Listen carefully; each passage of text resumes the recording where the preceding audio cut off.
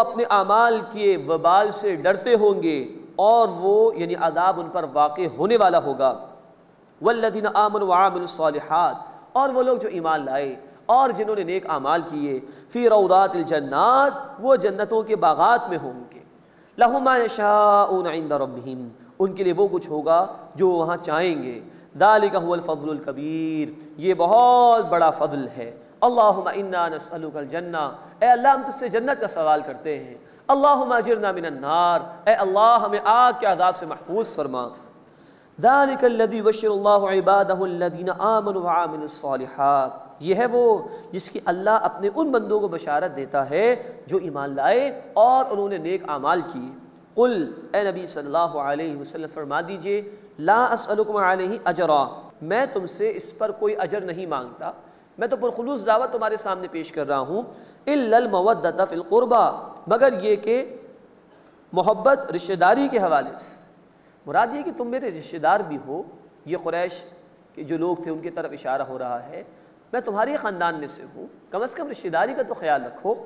قل لا اسألکم علیہ اجرا، اے نبی صلی اللہ علیہ وسلم فرما دیجئے میں تم سے کوئی اجر نہیں مانگتا، الا المودۃ فی القربى، سوائے قرابت کی رشتہ داری کی محبت کے، ومن یقترف حسنۃ نزد لہ فیہا حسنا، اور جو شخص کوئی نیکی کمائے گا ہم اس کے لیے اس میں بھلائی میں اضافہ کر دیں گے۔ ان اللہ غفور شکور، بے شک اللہ بہت بخشنے والا قدردانی فرمانے والا ہے۔ بندہ ذرا عمل کر لے تو اللہ تعالیٰ اس کی قدردانی فرماتا ہے اور بہت اجر اس کو عطا فرماتا ہے۔ ام یقولون افترى علی اللہ کذبا، جب وہ لوگ کہتے ہیں کہ انہوں نے اللہ پر جھوٹ باندھ دیا ہے، معاذ اللہ، یہ قرآن پر اعتراض کرتے تھے محمد صلی اللہ علیہ وسلم نے جھوٹ پیش کیا ہے، معاذ اللہ۔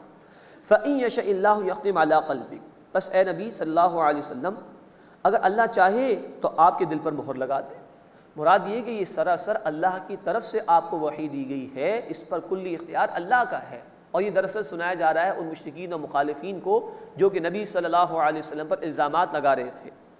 وَيَمْحُو اللَّهُ الْبَاطِلَ وَيُحِقُّ الْحَقَّ بِكَلِمَاتِهِ، اور اللہ باطل کو مٹاتا ہے اور حق کو ثابت کرتا ہے اپنے کلمات سے۔ إِنَّهُ عَلِيمٌ بِذَاتِ الصُّدُورِ، بے شک وہ سینوں کے رازوں تک سے واقف ہے۔ وَهُوَ الَّذِي يَقْبَلُ تَوْبَةَ عَنْ عِبَادِهِ، اور وہ اللہ ہے جو اپنے بندوں کی توبہ قبول فرماتا ہے۔ وَيَعْفُو عَنِ السَّيِّئَاتِ، اور برائیوں کو معاف فرماتا ہے۔ وَيَعْلَمُ مَا تَفْعَلُونَ، اور وہ جانتا ہے جو کچھ تم کرتے ہو۔ وَيَسْتَجِيبُ الَّذِينَ آمَنُوا وَعَمِلُوا الصَّالِحَاتِ، اور وہ ان کی دعائیں قبول فرماتا ہے جو ایمان لائے اور جنہوں نے نیک اعمال کیے۔ وَيَزِيدُهُم مِّن فَضْلِهِ، اور ان کو اپنے فضل سے مزید عطا فرماتا ہے۔ وَالْكَافِرُونَ لَهُمْ عَذَابٌ شَدِيدٌ، اور کفر کرنے والوں کے لیے شدید عذاب ہے۔ وَلَوْ بَسَطَ اللَّهُ رِزْقَ لِعِبَادِهِ لَبَغَوْا فِي الْأَرْضِ، اور اگر اللہ بندوں کے لیے رزق کشادہ کر دیتا تو وہ زمین میں سرکشی کرتے۔ وَلَٰكِن يُنَزِّلُ بِقَدَرٍ مَّا يَشَاءُ، لیکن وہ اندازے سے جس قدر چاہتا ہے اتارتا ہے، نازل فرماتا ہے۔ إِنَّهُ بِعِبَادِهِ خَبِيرٌ بَصِيرٌ، بے شک اللہ تعالیٰ اپنے بندوں کو خوب جانتا ہے، خوب دیکھنے والا ہے۔ اب یہ اللہ نے اشارہ کیا اس بات کی طرف کہ اللہ ہی کی مشیت ہے کہ کس کو اللہ زیادہ عطا فرمائے، کس کو اللہ کم عطا فرمائے۔ مال کا ہونا یہ کوئی اللہ کی پسندیدگی کی علامت نہیں۔ بڑے بڑے فرعونوں کو، قارون کو اور حامان کو، ان جیسے لوگوں کو اللہ نے مال عطا کیا لیکن یہ لوگ برباد کر دیے گئے۔ اللہ کے رسول صلی اللہ علیہ وسلم کا فرمان بھی ہے اس حوالے سے بخاری شریف اور مسلم شریف میں، آپ نے فرمایا کہ مجھے تم پر فقر کا، غربت کا ڈر نہیں ہے، مجھے ڈر یہ ہے کہ تم پر پچھلے لوگوں کی طرح مال و دولت کھول دیا جائے، خوب عطا کر دیا جائے، اور پھر تم بھی اسی طرح کے اعمال کرو جیسے کہ پچھلے لوگوں نے کیے، اور پھر تم بھی تباہ و برباد ہو جاؤ جس طرح کے پہلے لوگ تباہ ہو گئے تھے۔ تو مال کا مل جانا یہ آزمائش زیادہ خطرناک اور بڑی ہے بنسبت اس کے کہ بندے کے پاس کم ہو اور اللہ اس کی آزمائش کر رہا ہو۔ فرمایا کہ اگر بہت زیادہ دے دیتے اللہ تعالیٰ تو زمین میں لوگ سرکشی کر لیتے، تو کچھ کم دیا جانا یا نہ دیا جانا ایک طرح سے یوں رحمت ہے کہ آزمائش ہلکی ہوتی ہے اور انسان سرکشی سے بچ سکتا ہے۔ وَهُوَ الَّذِي يُنَزِّلُ الْغَيْثَ مِن بَعْدِ مَا قَنَطُوا، اور وہ اللہ ہے جو بارش برساتا ہے اس کے بعد کہ جب وہ نا امید ہو جاتے ہیں۔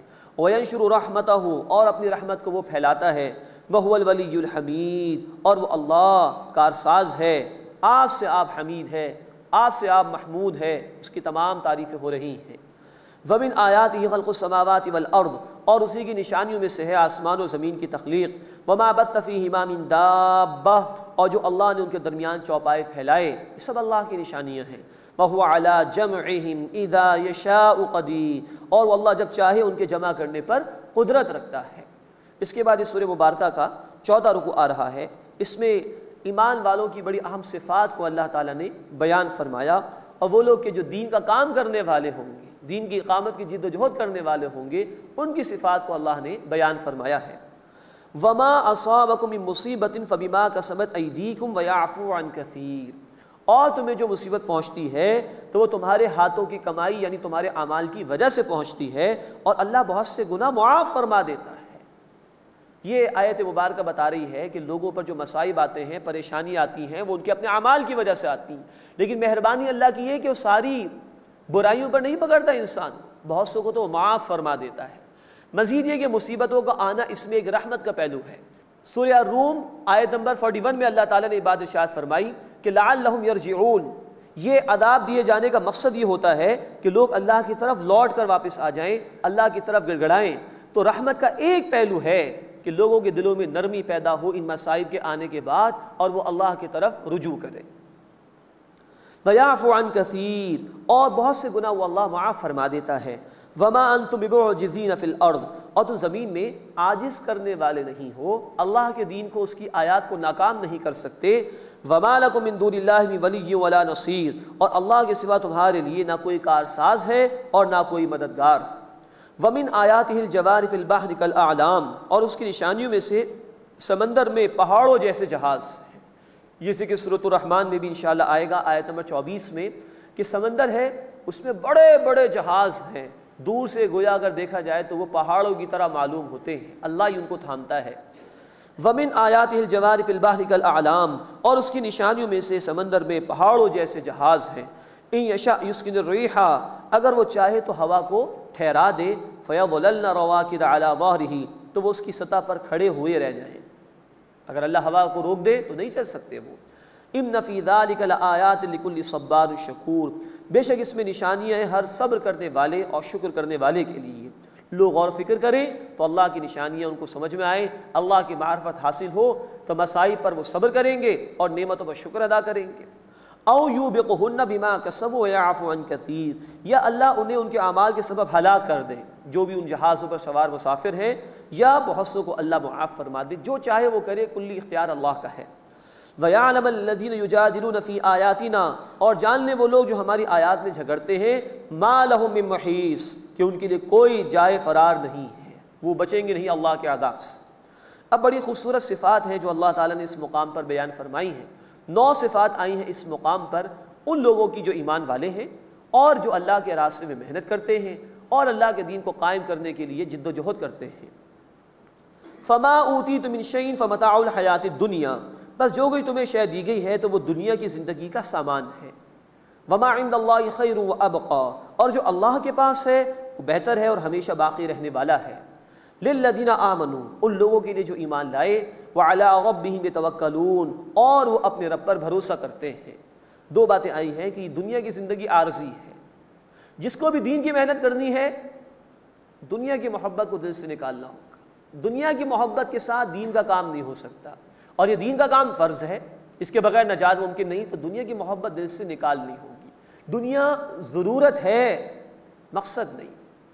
دوسری بات فرمائی کہ وہ اللہ پر توکل کرتے ہیں، رزق کے حوالے سے پریشان نہیں ہوتے، اپنے مستقبل کے حوالے سے پریشان نہیں ہوتے، اپنے بیوی بچوں کے حوالے سے پریشان نہیں ہوتے، ان کا بھروسہ اللہ پر ہے۔ جب اللہ کے دین کا کام کریں گے تو ہمارے لیے اللہ کافی ہو جائے گا انشاءاللہ۔ 2 باتیں آئیں اس مقام پر اس آیت مبارکہ میں۔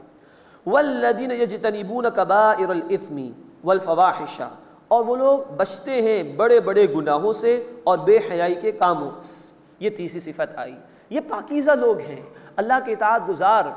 جب بندہ اپنی ذاتی زندگی میں دین پر عمل نہیں کرے گا تو کیسے اللہ کی اتنی بڑی زمین پر وہ دین کو قائم کرنے کی بات کرے گا؟ تو اس جد و جہد کے لیے پاکیزہ لوگ درکار ہیں، جو بڑے بڑے گناہوں سے اور بے حیائی کی باتوں سے بچنے والے ہوں۔ وَإِذَا مَا غَضِبُهُمْ يَغْفِرُونَ، اور جب وہ غصے میں ہوتے ہیں تو معاف کر دیتے ہیں۔ یہ 4تھی صفت آ رہی ہے، نرم دل ہوتے ہیں، لوگوں کے ساتھ درگزر کا، عافیت کا معاملہ اختیار کرتے ہیں۔ لیکن ابھی ہم پڑھیں گے انشاءاللہ تعالیٰ آیت نمبر 39 میں. ایک ہے معاملہ انفرادی سطح پر